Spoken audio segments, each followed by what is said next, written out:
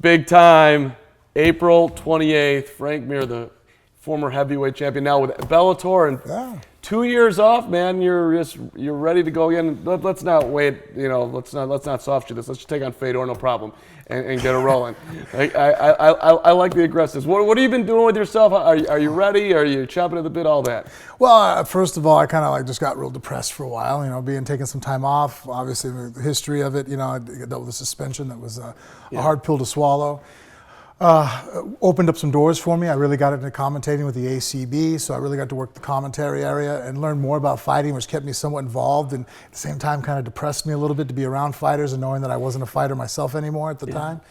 So getting fat there for a while, and then January hit, and it was kind of a double-edged sword. When I first got the phone call back in December, like, okay, they're gonna do a heavyweight tournament, you're gonna be in it, because I had signed with Bellator. All right, cool.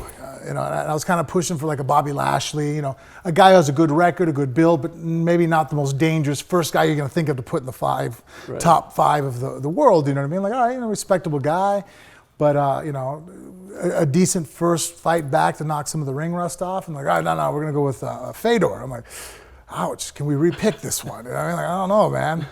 But the reason why I say it was kind of it was really maybe a blessing in disguise with a double-edged sword, because in one sense, you're right, taking on such a guy who was #1 in the world for over a decade as my first fight back after a long layoff it inspired me. I mean, if you guys watched, I was about 300 pounds at the turn of the year. And knowing I had to fight Fedor, I started my camp January 2nd. We're training hard for it, losing weight, maintaining it, doing all the different things, meal prepping, really focused on, getting in shape. Had I had gotten somebody that was a young, tough guy who was not really a named opponent, it might not have woken me up. I got to be honest with you. I've been doing this for so long that it'd been kind of like, hey, you're gonna go on a date? Yeah, I've been at this. She's, but also now it's like, well, you're gonna go ahead and it's a playmate or supermodel. like, oh, okay, well, I'm gonna break out the big shoes. You know what I mean? Like, so there's that inspiration of, this isn't my first rodeo. So sometimes it takes a name to wake you up. Right now, okay. On one side, you just said that you missed it, but on the other side, it's like it's hard to motivate up. You're 38 years old. Like, how long can you possibly do it? But then there's the other side. It's like, where could you possibly go to get the adrenaline, the excitement that you do, right? I mean, well, it ebbs and flows. I think most people understand that. I think that some fighters will come off and maybe they're telling the truth. It's not me. They think that every morning they wake up, they're like, every day's a great day and I want to fight and it's all I want to do every day: train, eat, sleep. I'm like, I have days where I don't want to do this. You know what I mean? Right. You have days you get up, your back hurts, your ankles are, you're walking to the bathroom and the kids downstairs can hear me walking. And then there's days where I'm in love with it again. I sit there, it's on TV, we start talking, someone asks me the right question, or some kind of event comes up or a fight, and I'm on Phone Booth Fighting. I do a podcast now with Richard Hunter. We'd start the conversation and something inspires me, and then I'm back in the gym moving, talking. So it does kind of ebb and flow, but I think that's with all things in life. I think sometimes it's that way in relationships. I mean, there's some times, that I'm sure my wife really loves me, and there's other times I'm sitting there in the room and she's looking at me like, this guy again, you know what I mean? Like, it just, ebbs and flows. I feel like at least today seems like a very good day. You guys walked in, it seemed like a very good, so far. Right, so far. We'll see. Right. The day's long though. This is true. 20. You got a ways to go. You got a ways to go before I can mess up. So and there's the other side too. Like, you're doing podcasts. It seems to me you've been doing commentary when you were out. It seems to me that you like it. And then, but yet you're going back in to fight, and at some point, do you worry what the repercussions of being? Oh, absolutely. Yeah. Obviously, psychologically, I worry the most about mental health. Yeah. Concussions are obviously been at the forefront. I still haven't gone and seen the movie with Denzel yet. I'm not gonna lie, it makes me a little bit nervous. Yeah. But at this, but at the same time, I do see a psychologist. I go there, and actually, I do a lot of. Growth work, would you call it?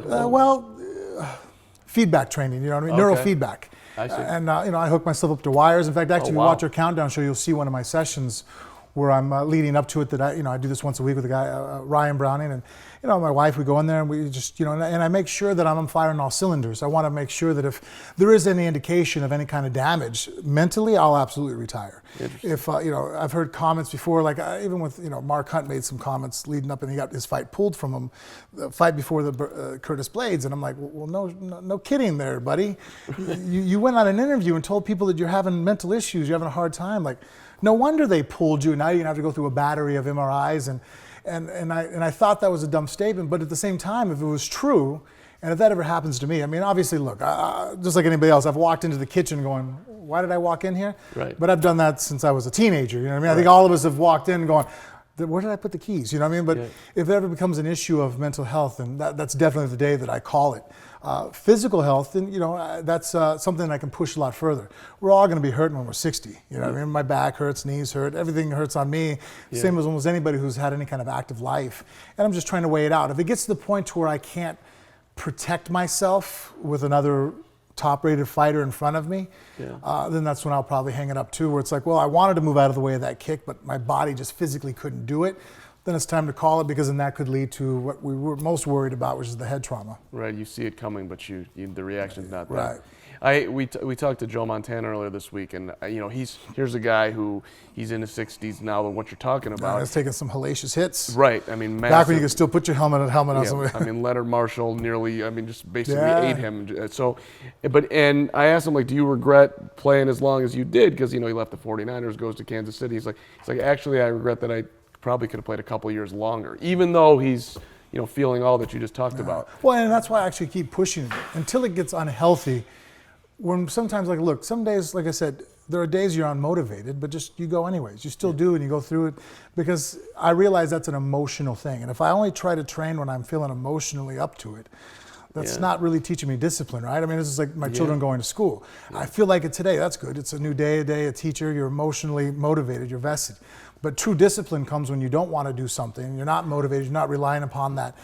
I feel good today. I mean, there's times I go in the gym to go spar and train, and I'm sitting there, and I don't feel good. I don't feel like, I don't have that skip in my step. I'm like, all right, now this is going to see what I'm made of. This is see if I can spar today, if I can roll today, when I don't feel like doing it, And so that part you have to get over, because that carries over to all aspects of your life.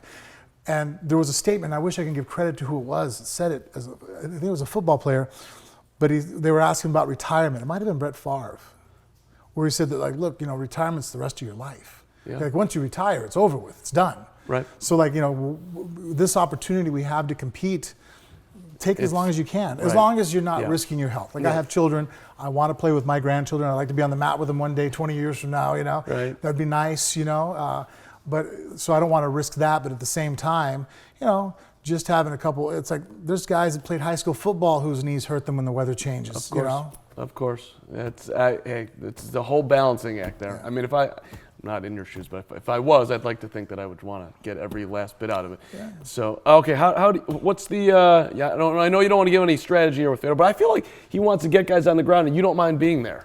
Yeah, and I think Fedor actually, because of age and because of his success with his hands, he was never a large heavyweight, and so he uses his speed as a heavyweight to actually had a lot of success. Yeah. So when he hits hard, speed, velocity times mass, right? So he's still a 225, 230 pound guy who's been able to make light heavyweight in the past. You've seen him in bouts with Dan Henderson, but so his explosiveness is still there. You don't really lose that ability to be powerful. That's why you see strength athletes, guys in strongman competition, competing easily in their 40s.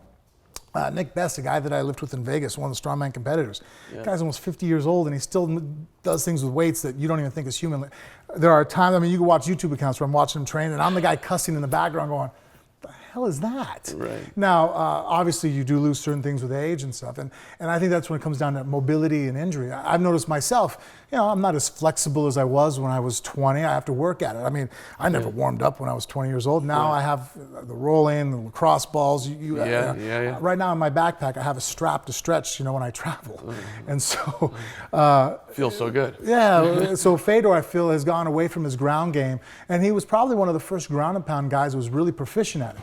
But it requires him to take you down. And I think that because the heavyweights nowadays are much bigger, stronger athletes than there were when he was really the peak of his career, he's had a difficult time. And we saw it even in fights with Brett Rogers. And I think the cage is another factor. Yeah. You know, in a boxing ring, you don't have to be the better wrestler. In fact, wrestling isn't very easy in a boxing ring because you have nothing to shove someone against. Yeah. Where in the cage, wrestling becomes the number one attribute. It actually really becomes all three in a boxing ring. Jiu-jitsu matches wrestling now because my head doesn't get shoved against the corner. I can use mobility, I can spin and move, and be much more dangerous. That's why Nogueira really had such a phenomenal career also in Pride, because of the boxing ring. The ropes allow your head to slip underneath, and then they just blow the whistle and they restart you in the middle, you know, and so now it's an open mat. So you have to understand submission's much better. You can't really use pressure of the third dimension to help you.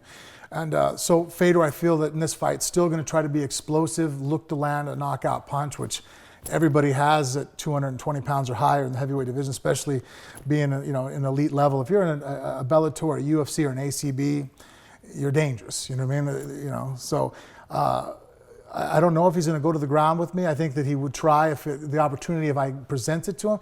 But I think with age that he's had a style drift, and that's why I think some of his success has actually gone down. In the past, people had to worry about being put down by him. Yeah. He was a phenomenal, with his hands, quick and explosive, but what made him scary was that people didn't want to be on the bottom of him because his ground and pound, was the equivalent of what Khabib Nurmagomedov's ground and pound is now. Like when people talk about ground and pound, Khabib's the best in the world. If you get on the bottom of Khabib, heavyweights might get knocked out. That was Fedor from 2001 till 2009. But because he doesn't get on that top position as much, and he's had so much success knocking guys out, he tends to keep the fight there. Since you mentioned Khabib, what's your thoughts on Conor and what should happen and all that stuff? Well, I think that, you know what? Look, here's the problem, is that I think it started out as a good idea. Conor jumping on a plane, flying down here because, Khabib put his hand on Artem. If Conor had just walked inside that press conference and had a shouting match with Khabib, I'm here to fight you now. Who's afraid now? You know what? I'll make weight. Where's the scale? Obviously, the commission's not going to sanction it, but that would have been a great tease, a bite, and no one would have got hurt. No one's getting sued. But the fact that he went out and did what he did, twofold. There's several factors in that. Conor, for his career to move on, and you can see this with any of our high-level athletes, the same brain that allows me to walk in there and fight in front of thousands of people in a scary situation, stare across from a Brock Lesnar. Most people go, screw that, I'll never do that. I'm like, yeah, I'll do it.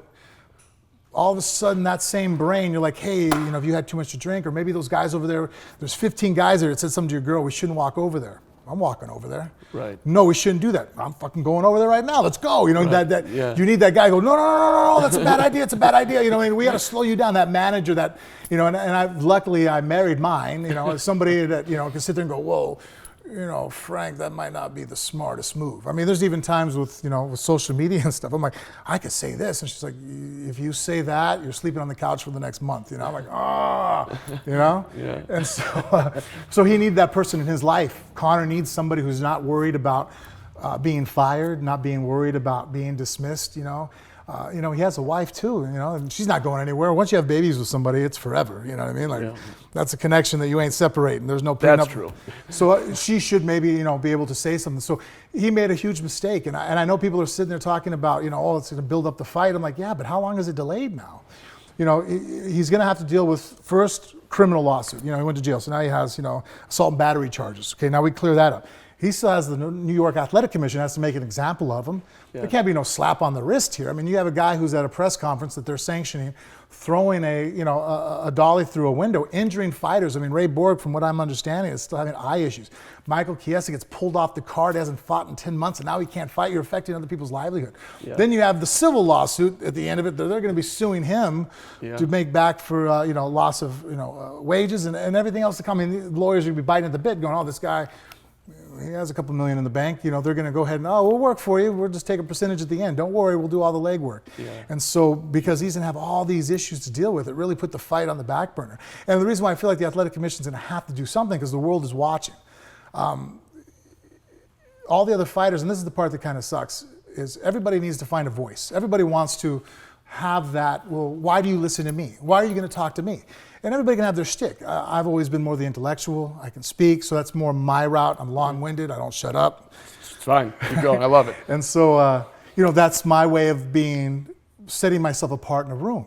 What allows me to have the podcast, allows me to do commentary with Brian over at ACB, maybe future in the Bellator.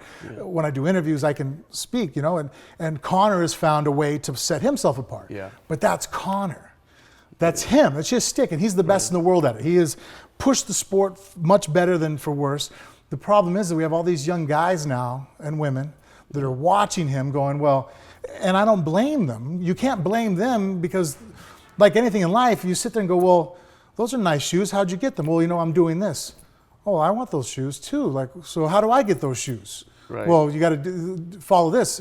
We're pack mentality. Everybody's in a line. Well, this obviously better be a good club. Everybody's over here. I'm going to go in this line. So with Conor being the most famous face, you have other fighters that are looking at this. If they give him a slap on the wrist, then how do you deter other guys from going down this path going, well, damn, this is going to make it even a bigger fight. Well, what if me and my opponent, I just blast him in the face. I'll go to his hometown and it'll get us news coverage. And we do that as a society. That's why when people say, well, the fighters need to not do that. But then we tune in on it. We click on it. Yeah. That's like me telling, young ladies like, oh, don't be like the Kardashians. You don't want to be a Kardashian. They'll sell their soul for money. You know what I mean? It's like, yeah, but they're famous and they're rich. And we all made them that way. So at the same time, It's like, in one hand, you're like, don't do it. I'm like, so you don't buy their magazines? You don't watch their shows? Right. You don't follow them on Instagram? Well, exactly. So you're also attributing to the issue. So you can't. So it's a whole spider web of causality. But so when you boil all that down, what does it bother you that Conor's the sport's now being promoted in a way like, look at this friggin' goon over here, right? It does bug me there because I'm from the old school. So I remember, when I first met my wife, it was an awkward conversation to tell her, yeah, I fight professionally. I chose as, I tried to explain to her well, I'm a martial artist. That's how I started out. I'm a martial artist. I just don't happen to wear a gi top, and we fight, and then we can use all the rules that if it's legal in boxing, wrestling, or judo, we can use those same techniques, and it's a winning competition with me and another guy. She goes, oh, that's interesting. So then she goes to my fight with Pete Williams. I get a phone call. I'm at a locker. I'm like, oh, she's calling me. Hey, babe, what'd you think? I go out there and beat the guy in under a minute. She's all, you know what? We should talk. I don't think this is going to work. She has a son from a previous marriage. She's like, I got a child I got to think about. She's all, you just walked out there and fought another guy half naked in a cage. What is wrong with you? How am I supposed to tell my mom I'm going to date a cage fighter? Are you going to hit me? Are you, then obviously I had hold on, give me my moment, give me my time. And now the joke is if the police ever show up at my house, and there's a domestic violence, you're seeing me in the back of the ambulance with a cup of coffee and a blanket, okay? They're saving me, okay? But for so long we've struggled in our sport, and I think some guys have forgotten that. Yeah. We were not accepted. I couldn't come here and do an interview with you guys for a show that would have a Joe Montana on there. Yeah. 15 years ago, I would never in my wildest dreams imagine that you guys would also speak to me. Yeah. It'd be like, oh no, this guy is some kind of caveman. So seeing Conor do that, on a personal note, it bugs me because I'm like, damn it, man.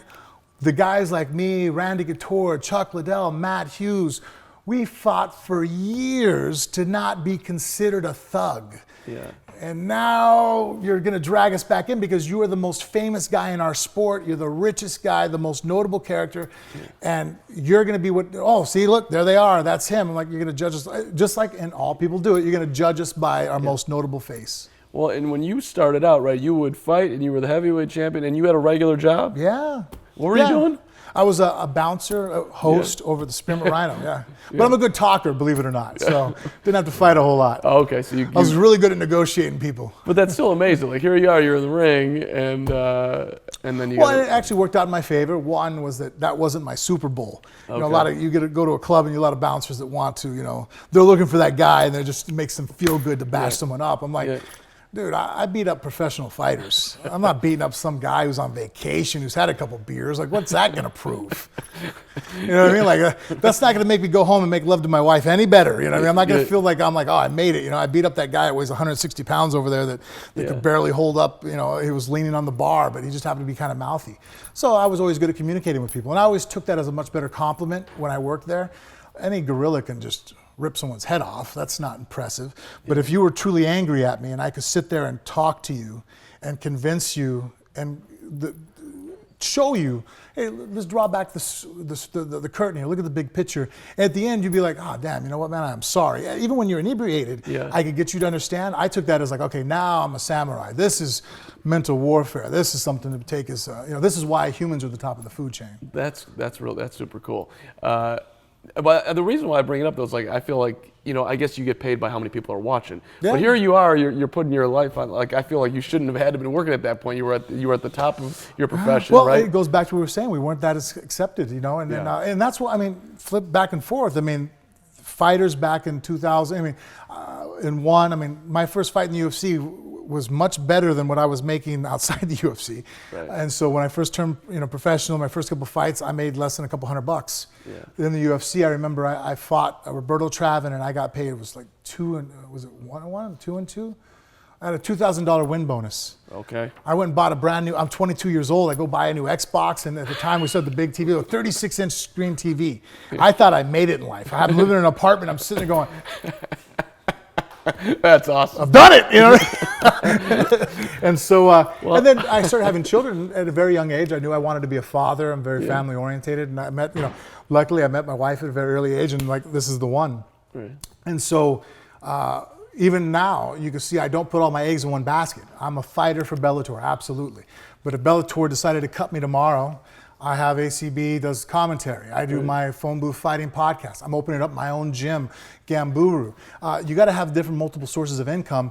If I only had to worry about myself, I probably wouldn't do all this stuff I do. I'd probably just say, well, I could just fight and hang it up, just have fun, or whatever. But you have the minute you have a woman to take care of, and I'm kind of chauvinistic in that sense that my job is to make sure she can take care of the children and the household, and not that my job's better than hers, but we have different roles. Yeah. And without me, she doesn't do as good of a job, and without her, I don't do a good of a job. Right. And now I have children. I mean, anybody who's a father knows you don't live your life anymore. It's all about them. Yeah, you brought up Brock a little bit ago. Everyone wants to know, like, there's rumors that he might come back and get out of wrestling. You want to see him again?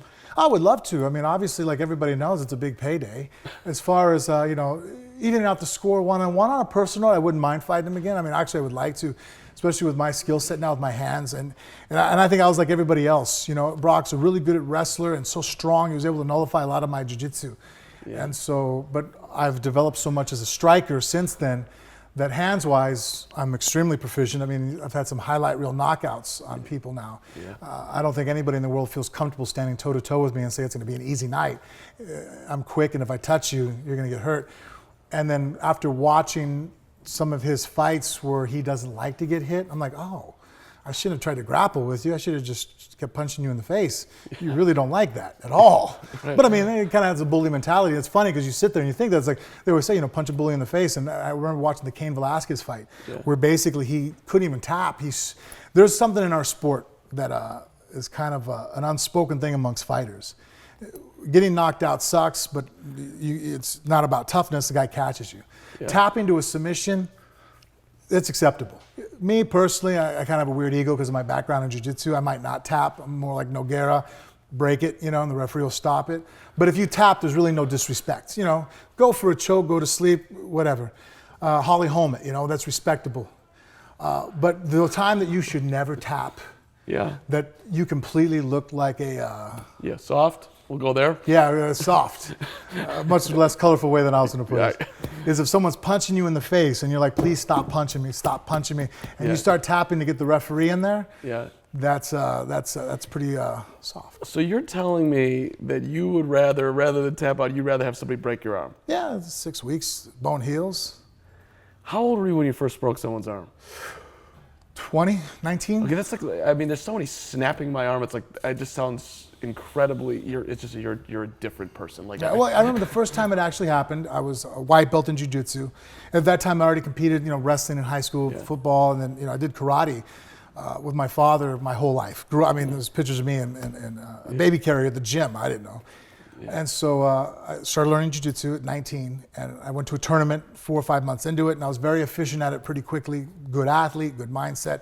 And I wrapped this guy up in an arm bar from the bottom. I pulled guard, which was weird for heavyweights. Heavyweights don't do that, so probably just completely blew his mind. And I'm pulling guard, and I went for a triangle, and then reversed over to an arm bar and caught him. So the guy stands up, and I have his arms straight. Now we're just kind of standing there. Now in jiu-jitsu rules, he can't slam me, so he's sitting there holding on, and I have his arms straight, but now he won't tap. So I remember I kind of upside down, I looked over at my coach, the guy that first gave me my black belt. His name was Ricardo Perez, right? Yeah. And I looked over at him, and Ricardo's looking at me, and he just kind of goes. So I was like, all right. Well, in my brain, I instantly made that decision. Well, you have time to tap. It's not my fault. You have to take care of your arm. I don't have to take care of your arm. Well, I'm going to take care of it, but not in the way you want to take care of it. Right. So then I just moved my hips forward and broke his arm.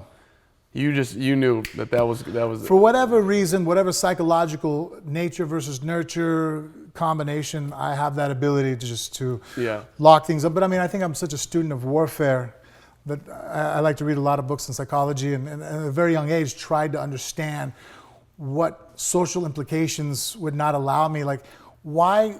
I was always enamored with this. Why, when you see two guys in a bar square up with each other, they both want to hit each other, but why don't they? Why do you have to sit there and build up your courage? Why do you see guys sit there and do this and they lock up? And I think the reason why I was a very proficient fighter was because I'd be like, oh, is it time to hit you? All right. See, I would make that psychological, unemotional connection to be like, okay, well, if it's time for me to hurt you, then I'm just going to hurt you. And it's not personal, really. It's just that, okay, well, now I got to knock the wind out of you and I'm going to choke you unconscious, Right. My argument on that would be like, those two don't want to hit each other. They don't. They're acting. They're trying to show the side. But why don't they? But they do. They do. It's maybe there. A little, very. But there's some kind of like, I don't know if it's that we're taught you don't hurt people. I don't know. But to me, violence. When people say, oh, violence is wrong, I'm all, nothing is wrong all the time. Violence is a tool that's a part of human nature, and there's an appropriate time to use it. Just like look, hunting is violent an act. There's a right way to do it. There's a humane way to hunt and acquire meat for the survival of our species. Yeah. There's a very inhumane way to do it. Like, I'll never condone shooting a lion. It's like, well, no, that's another predator. You're not going to eat it. You're going to stuff it. So then violence in that sense, I don't agree with. Yeah. Obviously being a bully or hurting people. But there's a time when, look, there's a reason why the U.S. is the most influential country in the world, and we also have the strongest military. Yeah. We spend more money than the next 26 countries in the world on our military. We have the #1 Navy in the world. You know what I mean? Like, when it comes to naval warfare, there ain't nobody in second place even. You know what I mean? Like, it's us. Yeah. And we're not violent in that sense that we're not, hey, look, the colonization of the world, those days are over with. We're not going around taking people, in that form anyway. We can get to some, different conversations about that. But we just throw our businesses in there, put a Starbucks up. That's our way of taking over faces. But you have to have the appropriate time to stand up for yourself. And I think sometimes in our society, we've taken that away. You have guys that don't know when it's appropriate to fight and when it's not. And the zero tolerance thing, I think, is causing the issues that we have in our school system, where it's like, well, if you get into a fight and a kid walks up to you and blasts you in the face, you can't fight back. I'm like, well, that doesn't teach you proper things. It's like, well, now you're teaching people to be a victim, and they pent up all this anger, and then they show up to school with an AR-15 and start shooting people up. It's like, what happened to and we talk about it, in the 50s and 60s, there was nostalgia of like, oh, I had a problem with you, you had a problem with me, we're going to meet after school, beat each other up, and then it's over with. Yeah. We didn't have, to the amount that we have now, the school shootings and the repression. It's like you go one direction, and then it's like it just blows up in your face. You just led me right into, you made me think about Ramzan Kadyrov and like the heat that's, here's a guy who loves the sport, but there's a lot of terrible noise around him. What's your knowledge, relationship, all that? Well, obviously, you met him, I know that. Ramzan Kadyrov is the president of Chechnya, and they're from a war-torn area, the Chechen wars in '99 and then 2004. Or 96, I think was the first one, and then it ended in 99 when Putin, first came in. Yeah. Ramzan comes from a place that, you had to be strong to survive, and that's why they put their children through MMA. They admire warfare. Strength. Now, he owns his own fight company, or, he has, it's called Ahmed Fighting. It was named after his father. Right. So he has a fight company. Now, I happen to work for the Absolute Championship of Berkut, which is owned by a very prestigious businessman and doctor named Merbak Haseeb, Mr. Haseeb. Now, that's the equivalent of saying that, well, the UFC and Donald Trump. It's like, well, yeah, Donald Trump's the president of the U.S. Yeah. UFC's based out of the U.S., but Donald Trump and the UFC, he knows of the UFC, and he might like MMA, but we're not connected. And the same thing with Ramzan. And then when I go there, because I travel a lot, I get to see both sides of it. I actually had this explanation I had to explain to a girl. I was actually talking to my wife in the car that, you know, we had a girl, one of our things, because one thing is we don't have any female fighters because they're Sunni Muslims. And so there's a lot of, you know, their religion, obviously the way they conduct themselves carries over into their organization, the ACB. So we have no female fighters. So there's, you know, when were we going to see female fighters? And I tried to explain to the lady, I'm like, well, it's because they hold women in such respect and such regard that seeing a woman punch another woman in the face, their culture doesn't understand that. And it's not that you're a lower person. In fact, they respect you so much, they're not willing to put you in a bikini and stroll you around the cage with a ring card. Because that's not what you're not supposed to be, a sexual object. So it comes with some good, but it's also understanding you can't judge a culture by your own culture. So when I go there are a lot of things, like I would tell my wife, when I go to Grozny, my wife and daughter at 2 a.m, if they want to go to the corner store and go get a bottle of water, I have no fears whatsoever. Nothing will happen to them. They're extremely safe. Does my daughter going to be allowed on the mat to go wrestle with guys? No, she won't be. Good with bad, you know what I mean? There's some things that, you know, but from Western culture, it's like, that's limiting. But at the same time, it's so respectable that it's very clean.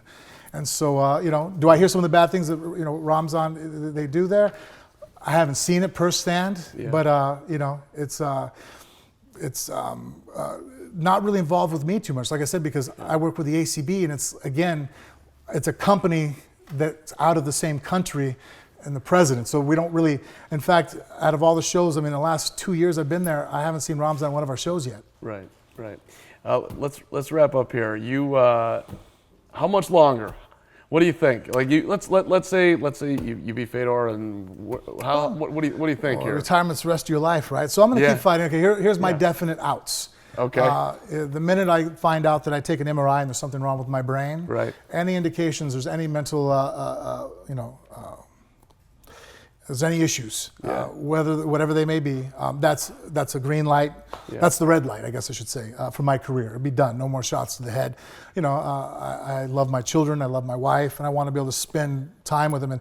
And obviously, you know, your mind is the center of your universe. So if your mind goes, you go. And so I want to keep that intact. As far as the secondaries, I'm going to try to push it as far as my body can hold up. Am I dealing with injuries? Yeah, man, everybody does. There's no way that Fedor is not hurting right now. There's something, I'm sure he's limping and hurting just as bad as I am. You know, he's in his 40s. So I'm going to try to push it as long as I can until it gets to the point to where, you saw that head kick coming? Yeah, well, why didn't you duck? I'm like, I tried to, but my body, this hurt, that hurt. It's like, okay, well, now you're going to get hurt because you're physically not able to perform at that level. And I think that's when I have to sit there and have that conversation and go, okay, you know, no one's at 100%, but at what percentage do I start sit there going, this might lead to that first rule of maybe some kind of traumatic brain injury, so. April 28th, Saturday night, Rosemont, Illinois, which is really Chicago, the Allstate Arena. Everyone's looking forward to seeing him. It's going to be awesome. I'm excited. It's going to be awesome. Thanks so much. Thank you. Frank Mir.